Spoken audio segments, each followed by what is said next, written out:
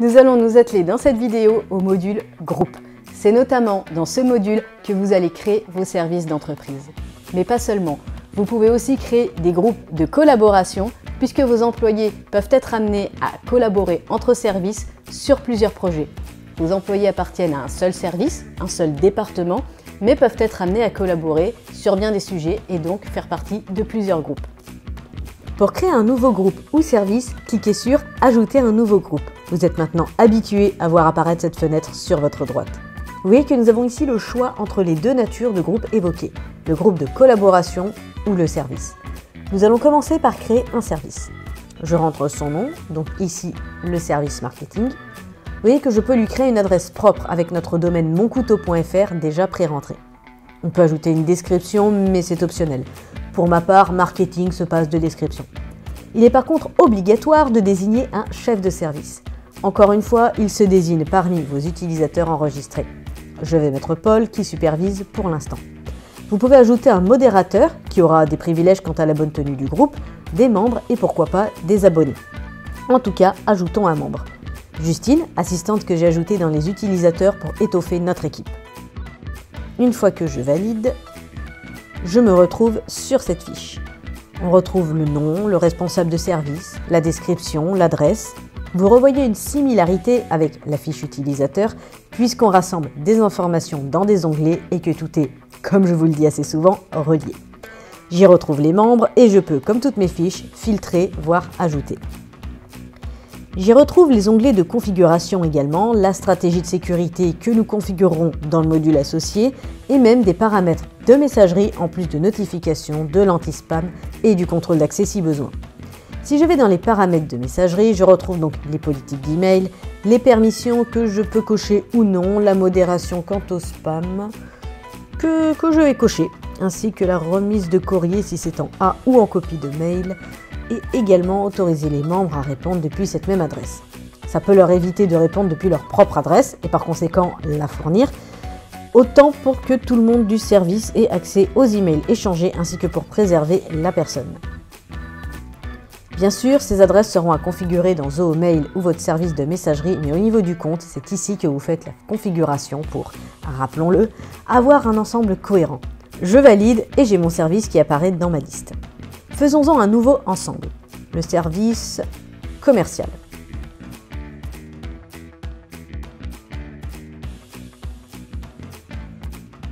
J'ajoute un membre. Vous voyez que je peux cliquer pour choisir parmi tous mes utilisateurs enregistrés. Je vais ajouter Myriam qui travaille avec Swazig. J'ajoute. Je me retrouve sur ma fiche d'entreprise toute fraîche. Pour vous montrer en créant là mon service informatique, avec Maxime qui s'occupe de tout, si je veux ajouter Justine à son service en la sélectionnant dans la liste, je ne peux pas car Justine a déjà été ajoutée au service marketing que j'ai créé en premier, pour vous rappeler que les utilisateurs ne peuvent faire partie que d'un service uniquement. Dans le cas de Maxime, l'IT Guy, il aura quand même son service pour gérer à ce niveau-là et ne pas inonder sa propre boîte mail, et en attendant d'embaucher quelqu'un pour l'épauler. Pour vous montrer que, comme d'habitude, vous pouvez éditer à tout moment, nous allons revenir sur le service commercial et avec le plus, ajouter un membre. Pascal. Il est sur la gestion des stocks, donc en un sens, j'ai envie de le lier à toute la partie commerciale, qu'il ait accès au CRM et tout le reste. Et pour vous montrer que tout se met à jour et que toutes les informations sont liées, je vais aller sur le profil de Pascal en cliquant dessus. Et je bascule dans mon onglet utilisateur sur la fiche de Pascal. Et si je descends, je vois dans ces informations à quel service il appartient, le service commercial. Retournons maintenant dans le module groupe et créons notre premier groupe de collaboration. Ils peuvent être ponctuels comme permanents.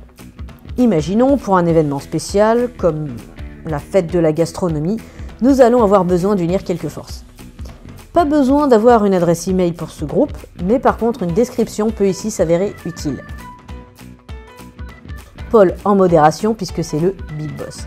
Et on va ajouter nos membres qu'on va sélectionner dans la liste. Marjolaine, notre bras droit évidemment, mais aussi Justine pour les réseaux sociaux, Maxime qui va gérer le site web et ses promos, Swazig pour la gestion financière et Pascal pour la gestion des stocks. on crée et on a notre fiche de groupe. Vous voyez d'ailleurs que dans les options, on peut convertir le groupe en service au besoin. Je vous remontre au cas où j'ai besoin d'une collaboration plus précise qu'avec la moitié de l'entreprise et tous les départements. Avec un besoin plus permanent entre tout ce qui est site web et marketing.